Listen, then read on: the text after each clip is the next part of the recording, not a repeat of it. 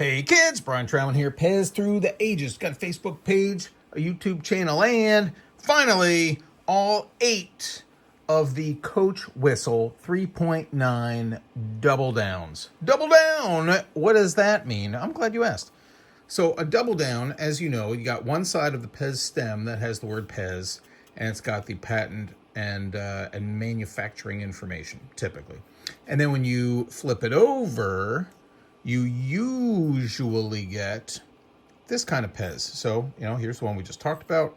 And then you flip it over, and PEZ is written like this, going up. Start at the bottom with the P, then the E, then the Z. That's up. But sometimes it goes down. The P is on top on both sides. That's called a double down, and those are pretty rare. There are, 60 different dispensers that you can find with a double down. And Jason Rick maintains a list that you can find in the PEZ Through the Ages Facebook page. And there are, he's actually got 9 Coach Whistles because there's a 4.9 out there. But the point is, all of mine now, PEZ 3.9, made in China with the 6 IMC up there.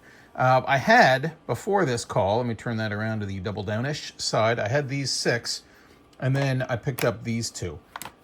This one is the counterpart to this with the orange loop.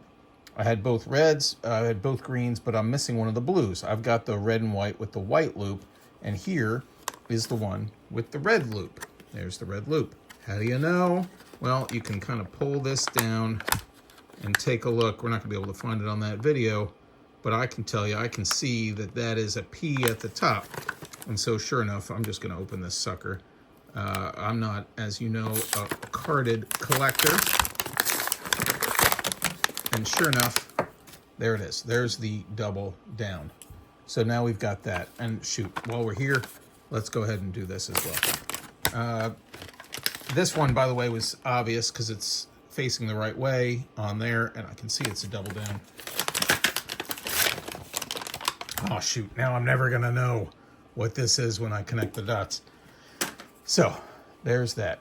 Let's turn that around. So that's all 8. Now, they're not all going to be hits like that. Here's one that's, I've got that one already, so I'll have to trade that one or sell that one. Here's another one with the PEZ going down. So any whistle that's facing this way, you should be able to see whether it's a double down or not. I got some others that I took a gamble on. This is neat because the letters are squashed together. Here, it looks like that, where the word China is kind of crammed into the center as opposed to spread out as it typically is.